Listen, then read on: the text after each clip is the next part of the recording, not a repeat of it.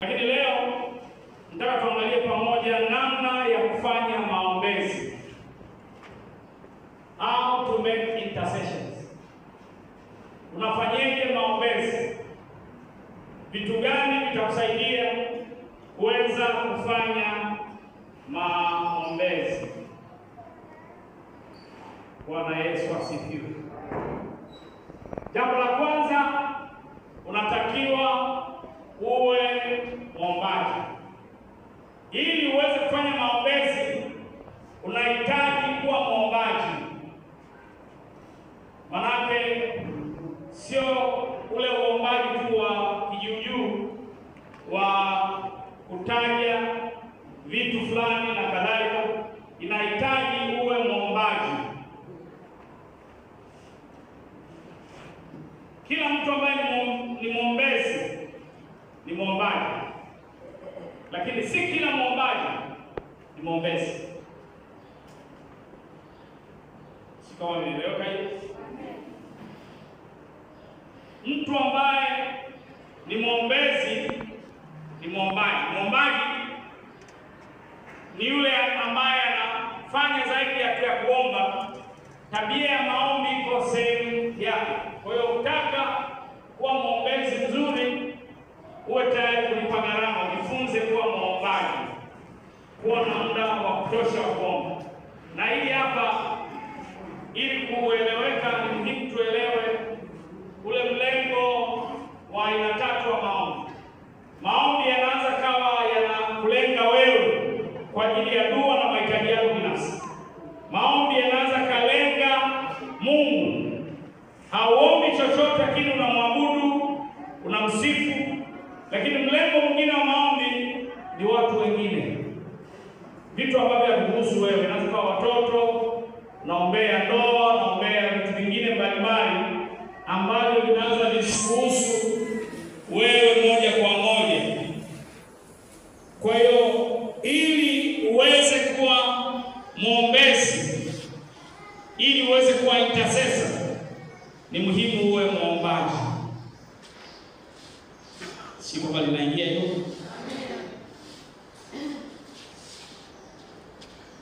Lakini jambo lingine, ili uweze kufanya maombezi,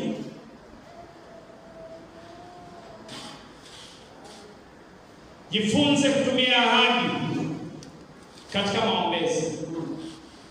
Unapofanya maombezi, uwe na neno linalokusukuma. Na hili tunaliona katika Danieli 9 mstari wa kwanza mpaka wa 4. Danieli 9 mstari wa kwanza mpaka wa 4. Danieli 9 mstari wa kwanza mpaka wa 4.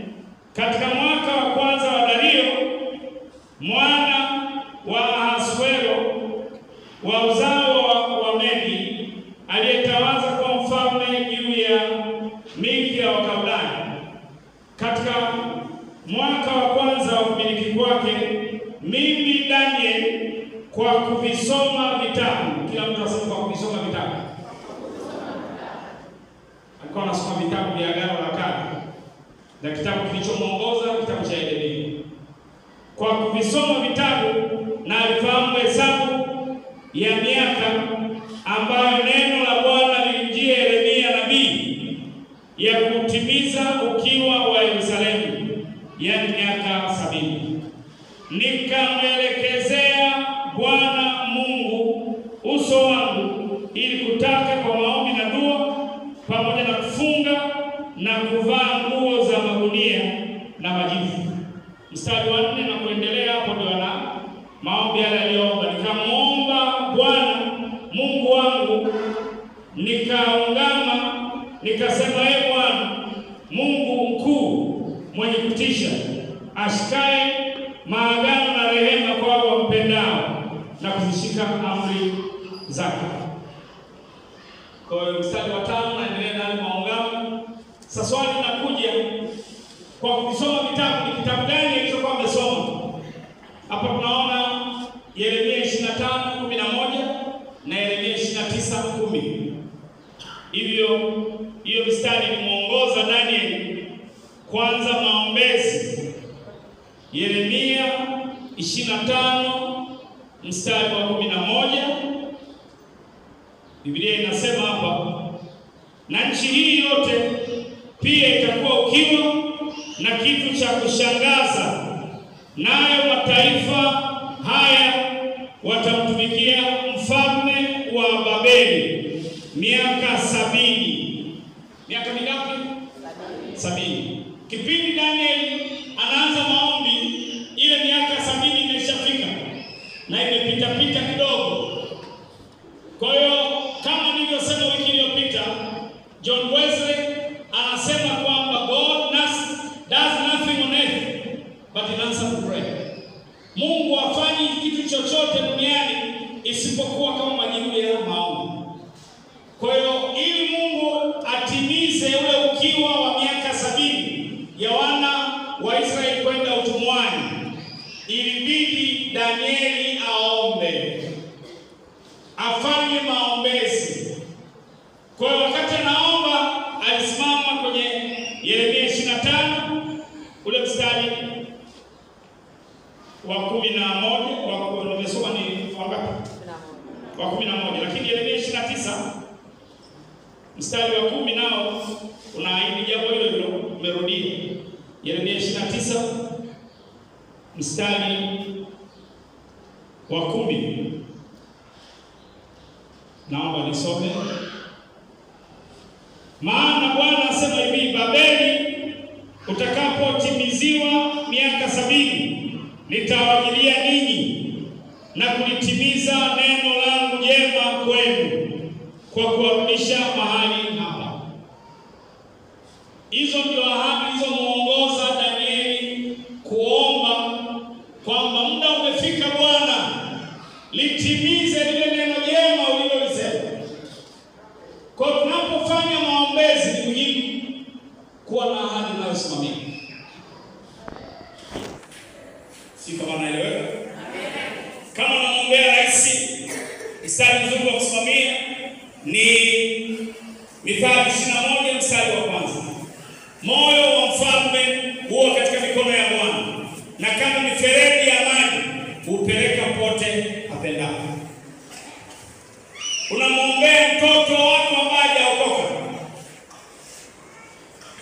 simama kwenye Mithali 11:21.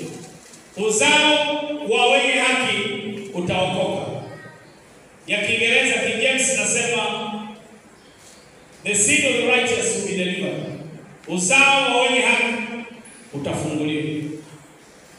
Kwa hiyo uwe na mistari inayokusukuma kuomba. Kwa kufanya maombezi hatusukumwi tu na matatizo ya vile unataka kuombea, usukumwe na ahadi iliyoko nyuma ya lile tatizo. Kwa amen zimekuwa nyongo. Amina. Hebu nipate amen zinazoeleweka. Kwa tunapofanya maombezi ni muhimu kuwa na maandiko yanayokuongoza. Bwana Yesu asifiwe. Amen. Sasa hilo ni somo refu nalo hilo la ahadi mbalimbali, na kuna vitabu kadhaa ambavyo vimeandika kuhusu hilo. Sina muda wa kuweza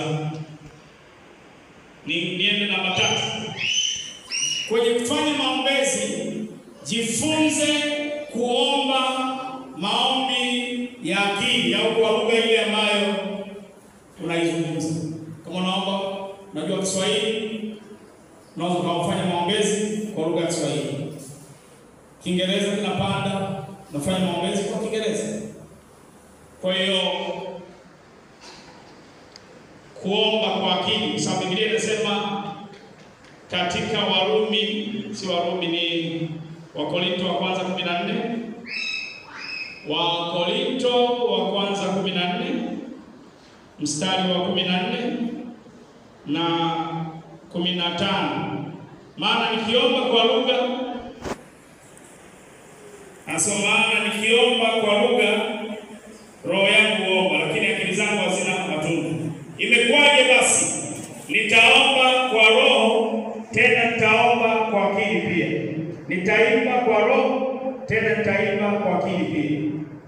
Kwa kuna kuomba kwa roho, kwa kunena kwa lugha, lakini kuna kuomba pia kwa akili. Unakiombea kile kitu kwa akili, na maana kwa ufahamu unaomba. Kwa tunapofanya maombezi, kuna wengine ambao wako kiroho sana, wao tu ni kunena tu kwa lugha. Ni vizuri, lakini pia ni vizuri kufanya maombezi kwa akili, kutaja yale maeneo unayoyaombea, unataja vile vitu ambavyo unaviombea. Bwana Yesu asifiwe. Amen. Kufanya maombezi, kwa hiyo na ukaomba kwa akili. Kwenye mfano tunaoona kwa Paulo wa Efeso sura ya 1 mstari wa 15 mpaka 17.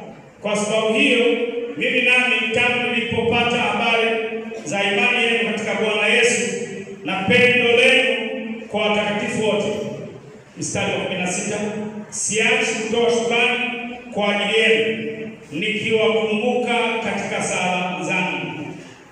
Unaona hapa, nikiwakumbuka katika sala zangu. Kwa hiyo anawataja wa Efeso. Kumbuka watakatifu walioko Efeso, anawataja na aliombaje. Ule mstari wa 17 mpaka 19 unafafanua zaidi. Unasema, Mungu wa Bwana wetu Yesu Kristo Baba utukufu awape ninyi roho ya hekima na ufunuo katika kumjua yeye. Ule mstari wa 18, macho ya mioyo yenu yatiwe nuru, mjue tumaini la wito wake jinsi lilivyo. Kwa hiyo anawaombea kwenye vitabu kama Kolosai 1:9 mpaka 12 ni sala ya Paulo kwa Kolosai. Kwenye Wafilipi 1 mstari wa 9 mpaka 11 na ni sala ambayo alikuwa anaombea. Kwa hiyo ndio huko kuomba kwa akili. Unataja ile hitaji, unamtaja yule mtu unayemwombea. Bwana Yesu asifiwe. Kwa hiyo ni muhimu tujifunze kuomba kwa akili. Lakini namba 4, licha ya kuomba kwa akili, jifunze pia kuomba kwa roho au kwa kunena kwa lugha. Kwa hiyo unapofanya maombezi, unapotoa nafasi ya kunena kwa lugha, ni njia mojawapo ya kufanya maombezi. Na wakati mwingine vile ulivyoviombea, hii na jengo katika msingi wa Warumi 8:26 na 27. Kadhalika Roho naye alisaidia udhaifu wetu, kwa maana hatujui kuomba jinsi itupasavyo, lakini Roho mwenyewe hutuombea kwa kuugua tusikoweza kutamka. Mstari wa 27, naye chunguzaye mioyo aijua nia ya Roho ilivyo, kwa kuwa waombea watakatifu kama apendavyo Mungu. Kwa hiyo huwaombea watakatifu. Unaponena kwa lugha ni njia mojawapo ya kufanya maombezi. Amina. Bwana Yesu asifiwe. Amen. Kuna mama mmoja akaguswa, akapata mzigo wa kuomba. Ilikuwa ni dharura. Mtoto wake anatoka shuleni. Wakati anavuka barabara, yule mtoto ni kama vile alichukuliwa na upepo akawekwa kando, alafu mtoto yule mwingine rafiki yake aliyokuwa naye gari likampitia. Kwa hiyo yale maombi aliyoomba ya dharura yale, ananena kwa lugha, alikuwa anamwombea mtoto wake. Mtoto wake alikuja kutoa ushuhuda, akajua ndio yale maombi aliyokuwa anamwombea. Kuna mishonari alikuwa Afrika, sikumbuki ni nchi gani. Sasa akiwa kule akaumwa sana na akapata homa ambayo ilimleta karibu na mauti. Lakini ikatokea mtu mmoja yuko Marekani akapata mzigo wa kumwombea yule mishonari, na akaomba kwa mzigo kwa masaa ya kutosha mpaka mpenyo ulipopatikana. Na kwa wale ambao mtazama kwenye maombezi, mpenyo unaponena kwa lugha unapatikana pale unapoanza unapata kicheko cha Roho Mtakatifu. Ghafla unaanza kucheka, kicheko ambacho sio wewe unakianzisha. Roho anakileta. Hiyo ni dalili kwamba kile ulichokuwa unakiongea unampenda. Lakini kama unanena kwa lugha alafu ghafla unapewa wimbo, unaanza kuimba wimbo wa lugha, pia hicho ni kidokezo kwamba kile ulichokuwa unakiombea tayari unampenda. Sasa kuna wengine namaliza maombi ambayo gharama yake ilikuwa kubwa kuliko ulivyopanga wewe. Hata kicheko hakijapatikana, hata kuimba kwa lugha hakujaja, umeshaondoka kwenye maombi. Sio mnanielewa? Amen. Wangapi tuko pamoja? Kwa hiyo kunena kwa lugha ni njia mojawapo ya kufanya maombezi. Amen. Wangapi tuko pamoja? Amen. Naenda funguo ya 5 kusaidia kufanya maombezi. Funguo ya 5.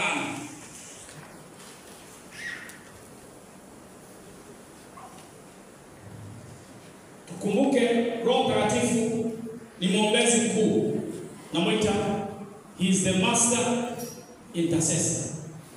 Yeye ni mwombezi mkuu. Kwa hiyo kunena kwa lugha unaweza ukafanya maombezi na vitu mpenyo ukapatikana, majibu yakapatikana kwa sababu ya kunena kwa lugha. Bwana Yesu asifiwe. Lakini namba 5, jifunze kuomba mpaka mpenyo upatikane. Kwenye maombezi wakati mwingine haupangi wewe ratiba kwamba utamaliza saa ngapi. Unajiachilia mpaka mpenyo umepatikana. Kuna mkulima mmoja na mfugaji alipata mzigo wa kuomba. Saka shindwa mpaka kwenda kuifungulia mifugo yake. Paka karibu kwenye saa 8 hivi ndio mzigo amepata ule mpenyo. Bwana Yesu asifiwe. Lile alilokuwa analiombea, kwa hiyo mifugo ikaanza kupiga kelele sababu haifunguliwa na jamaa yuko anaendelea na maombi. Sasa sijasema kwamba tusifungulie mifugo, lakini kuna vitu vingine ni dharura. Hitaji la dharura linahitaji maombi ya dharura. Kwa hiyo ni kujifunza pia mpaka umepata mpenyo. Lakini nitoa ushuhuda niliyopata unabii wa 87-88 nikiwa chuo kikuu, nikafunga siku 3. Siku ya kwanza nimeomba masaa ya kutosha, siku ya pili nimeamka kama saa 10, saa 11 mpaka mchana ndipo simu inapigwa toka mbinguni kwamba kuna mpenyo katika ulimwengu wa roho. Kwa lile nilikuwa naliombea tayari. Kwa kuna vitu vingine ambavyo wengine wanaita pray through, kuomba mpaka upenyo. Vingine kuna wakati mwingine hatupati kwa sababu hatuombi mpaka ukapenya. Na ndio maana nimesema ili uweze kuwa mwombezi mzuri inabidi uwe mwombaji. Amina. Kwa tuna maombi yale ya kurashia, vingine vinaanza usipate mpenyo wako. Hata kama mseme amen inaendelea kumaanisha. Lakini pia namba 6, jifunze kuomba pamoja na waombezi wengine. Kuna maombezi mengine yanahitaji timu. Kuna mipenyo mingine ya maombezi inahitaji kundi, timu ya waombaji.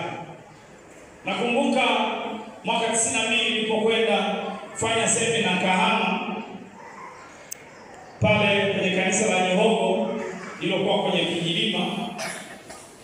Nilianza kuonyeshwa kilala kama kuna joka fulani kubwa kwenye lile eneo.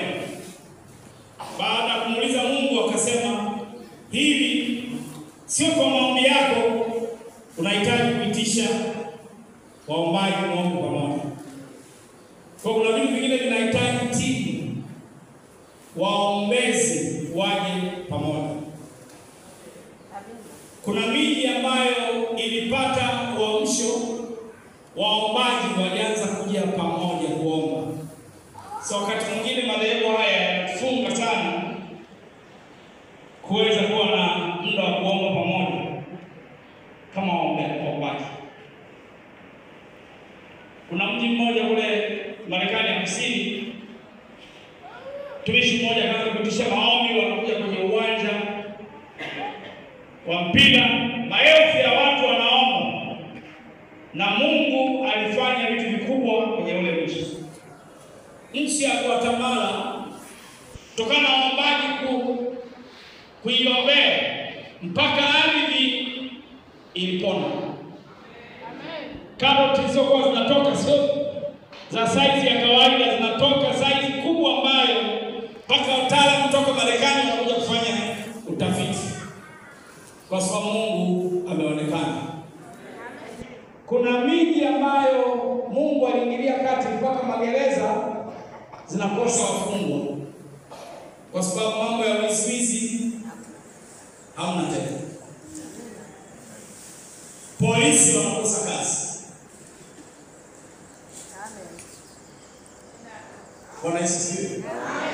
Maombezi mengine yanahitaji mwili wa Kristo kuja pamoja, ili mpendo upatikane, ili ngome za kipepo ziweze kuvunjika. Kwa hiyo maombi tunahitaji wakati pia kushirikiana na watu wengine ambao wana mzigo wa maombi, ili mpendo uweze kupatikana. Kuna sehemu nimesikia kuna mtumishi ana mzigo wa kufanya maombezi. Nafikiria na mimi siku moja nifike, maana nasikia kuna kijilima ambapo wanafanyia maombezi, na mimi nataka niende pamoja kuomba pamoja na waombaji wengine. Kwa hiyo tusijifungie kuomba kidhehebu. Amen. Ni vizuri pia kuomba pamoja kama mwili wa Kristo. Lakini wazungu wanasema charity begins at home. Upendo unaanzia nyumbani. Huwezi kuhudhuria sehemu nyingine alafu kwenye maombi ya kanisa kwako hauhudhurii. Upendo unaanzia nyumbani. Hata utoaji, huwezi kuwa wanatoa kwenye huduma zingine alafu huduma ya hapa ulipo ambapo ndio kanisa mama utoe. Upendo unaanzia nyumbani. Kwa tunahitaji balance. Bwana Yesu asifiwe. Amen. Sijui kama tuko pamoja.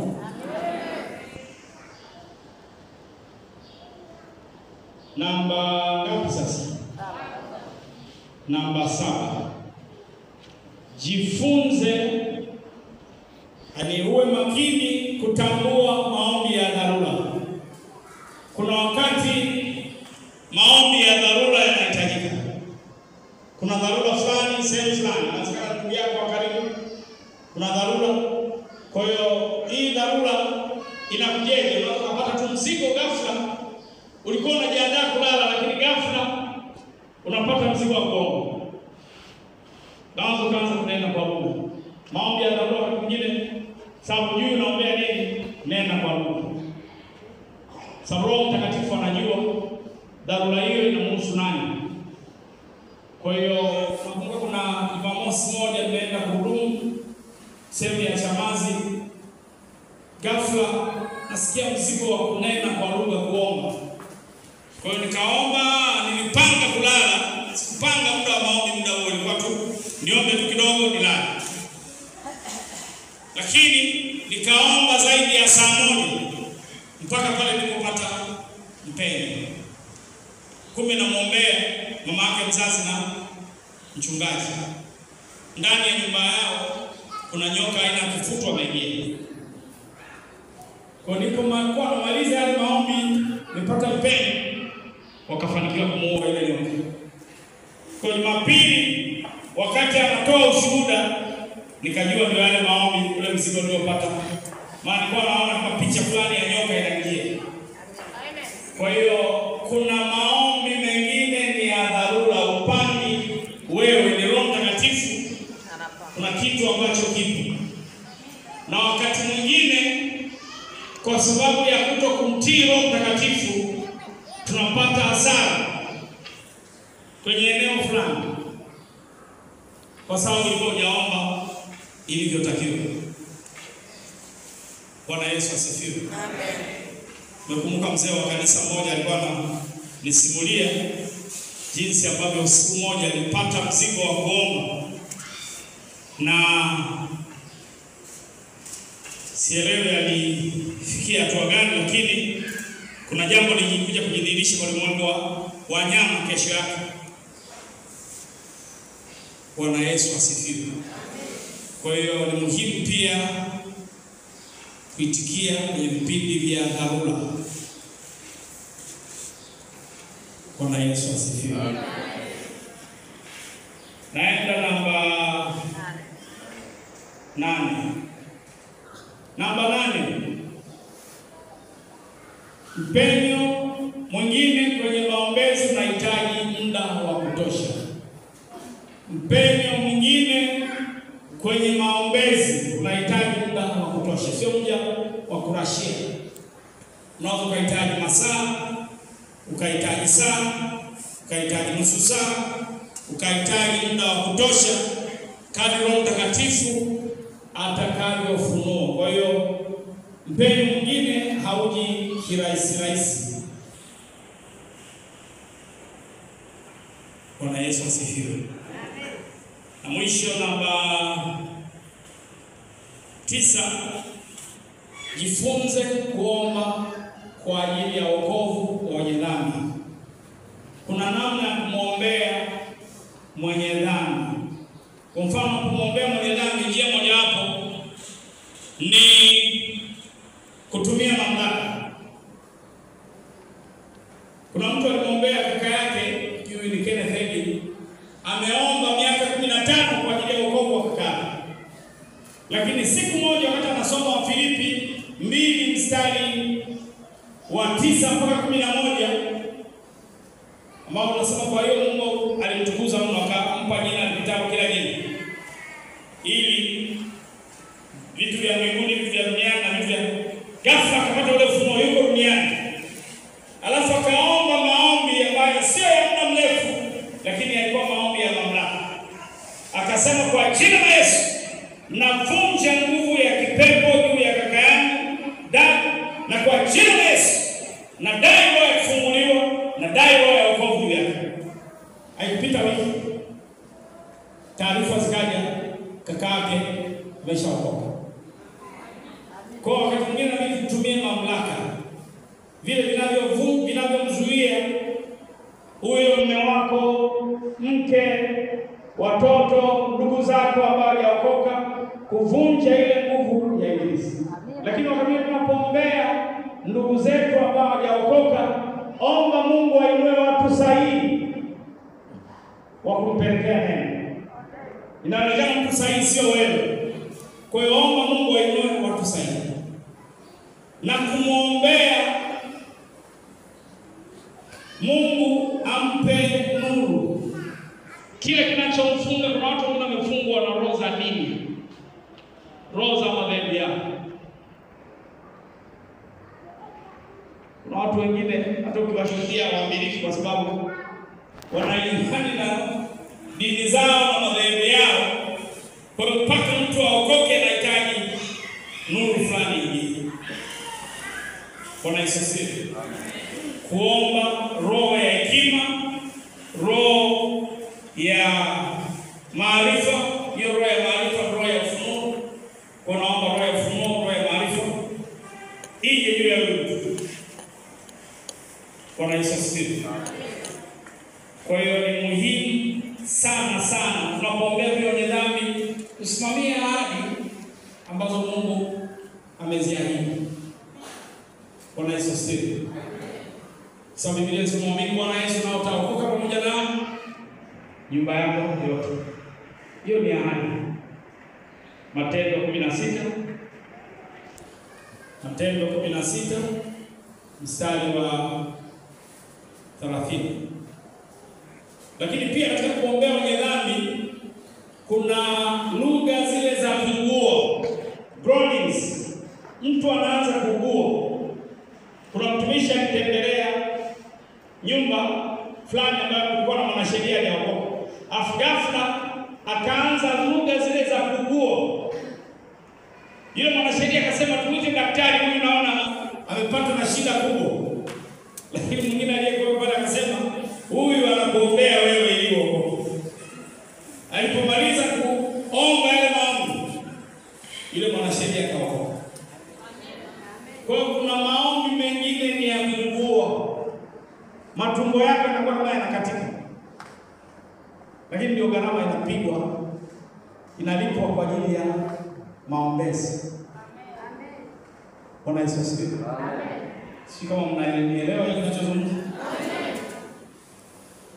Ningeweza kuendelea na kuendelea.